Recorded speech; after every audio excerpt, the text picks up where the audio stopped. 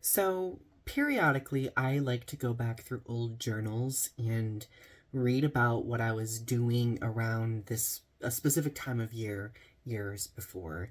I think that journaling is just a great way to track personal growth and to, just always maintain a memory of how things were versus how things are now. And I wrote this journal entry New Year's Eve, December 31st, 2010. And I wanted to read a couple of excerpts and then talk about something. So here it goes. Well, I am 22 years old now and had a great birthday yesterday. I spent time with family as well as friends who might as well be family. This year, like most, has had its ups and downs. School has been good, relationships with friends seemed okay. I had counseling from October to December, not that it really helped with anything. I will admit, I honestly think I have depression issues, perhaps with a touch of OCD. All I do is think about the lack of companionship in my life, and I make lists of friends and acquaintances who are in relationships. I try to avoid people who I see are in relationships because it reminds me of what I don't have. And then I go on to say, another major problem I'm facing is how unattractive I feel. I've been told by so many guys that I am unattractive. I have a hard time being around guys who are. I just feel extremely pathetic. That was 13 years ago now. The reason why I wanted to reflect on this is because one of my biggest learning experiences that I've struggled with is learning to be happy for other people, you know?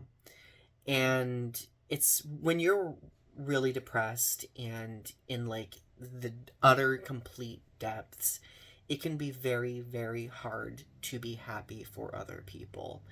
And now that I'm happy, like I've had people mention or like make statements expressing that they wish that they were happy. I've had a few people even get a little contentious about it.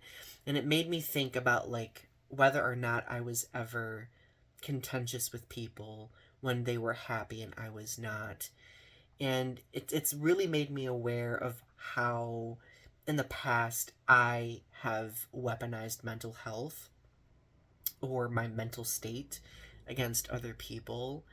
And I feel like I've gotten to a point in my life where I've grown and I'm able to recognize that when I'm down, I don't need to fill the entire room with that feeling. I don't need to project it into the room.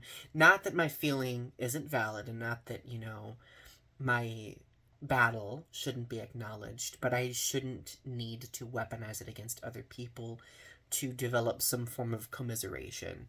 It was a really difficult thing for me to learn. In moments of weakness, sometimes I might still get that way, but I know I really felt that with regard to relationships. I know when I have conversations with friends who are single, who do, struggle with relationships, or, they just aren't attracting good people, like I always try to remind them, like, I remember this feeling, like your feelings are valid. I remember this feeling. Yes, I am happy right now, but I can look at your situation and also empathize with what you're going through, and I wish I would have had people do that before.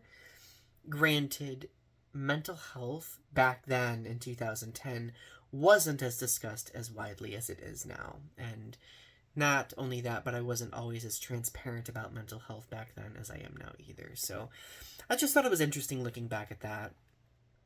If 2010 Donnie could look at 2023 Donnie and see what he's accomplished, the people who he's attracted in his life, the stability that he's found, I think that he would be really surprised. He might be annoyed that it's not happening immediately, but I guess better late than never, right? Anyway, thank you for listening. Share your thoughts in the comments below. Let me know how you're doing. Let me know how the new year has been going for you so far. And thank you for tuning in for my daily January vlog. Bye!